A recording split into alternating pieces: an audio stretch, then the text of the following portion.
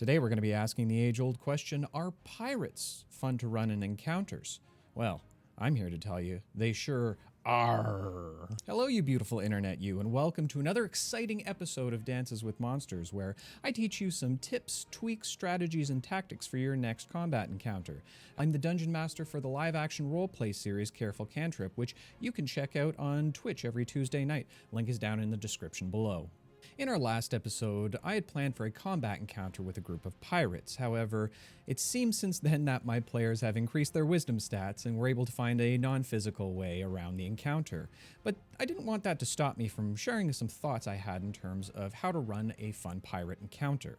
Let's take a look at the pirate. Pirates come in all shapes and sizes in 5th edition, but the monster manual defines them as bandits of the high seas, and thus use the same stat block.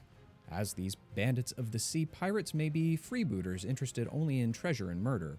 However, not all pirates are necessarily evil. Some pirates might be privateers sanctioned by the crown to attack and plunder an enemy nation's vessel. Since the initial introduction of pirates in 5th edition, Wizards of the Coast have increased the variety of pirates through additional source materials such as Volo's Guide to Monsters and more recently the Ghosts of Saltmarsh. And while most follow the same general theme of the original pirate, they've adjusted features, actions, and overall stats to accommodate for differing challenge ratings. In terms of variety, Wizards have tried to include a little taste of varying classes, ranging from low-level apprentice pirates such as the Pirate Bosun, to a harbinger of arcane energies of the high seas in the Pirate Deck Wizard. Now let's take a look at the stat block and see how we can turn this bland NPC into a treasured member of your monster deck. To start fresh, let's take a look at the pirate stat block as laid out in the monster manual. As you can see, their physical abilities are modest at best, with a slight bump to constitution and dexterity. Their armor class of 12 is attributed to their leather armor, and they have only a health pool of 11 hit points. With such low HP, it is entirely possible that even a first level PC can take out a pirate in a single strike, so it's better to think of them more as minions rather than a single enemy encounter. And when dealing with any kind of minions, it's always best to add multiples of them rather than just trying to focus on them being one big bad. As for everything else, there is no unique features or actions that the pirate receives.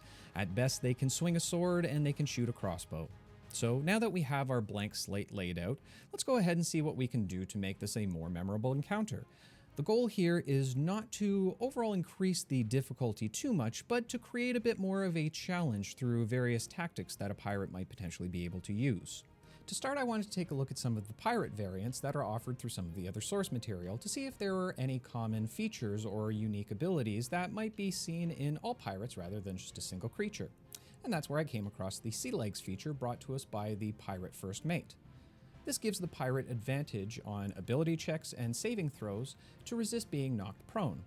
While this might not seem like much, keep in mind that a creature knocked prone does have advantage against it on any kind of attack rolls.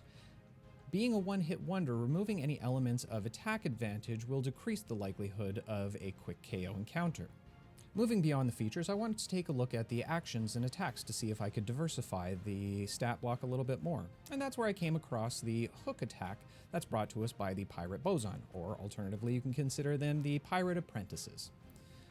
Now, looking at the overall attack, I did notice that it does hit a little bit harder than your typical pirate attack, and so I adjusted the hit levels and the damage levels to be more in accordance with the scimitar attack that the pirates already have.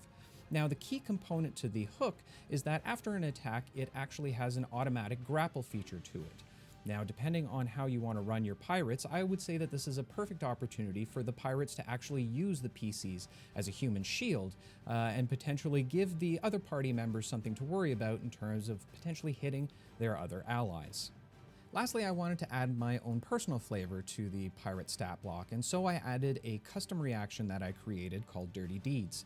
Dirty Deeds allows the pirate to reach down and pick up some dust or dirt or sand, and with a ranged attack, throw it into the PC's eyes. On a successful hit, it doesn't cause any damage, but it does create the condition of blinded on the PC for a single round, and therefore make the pirate that much more difficult to hit, which is the purpose of this entire encounter.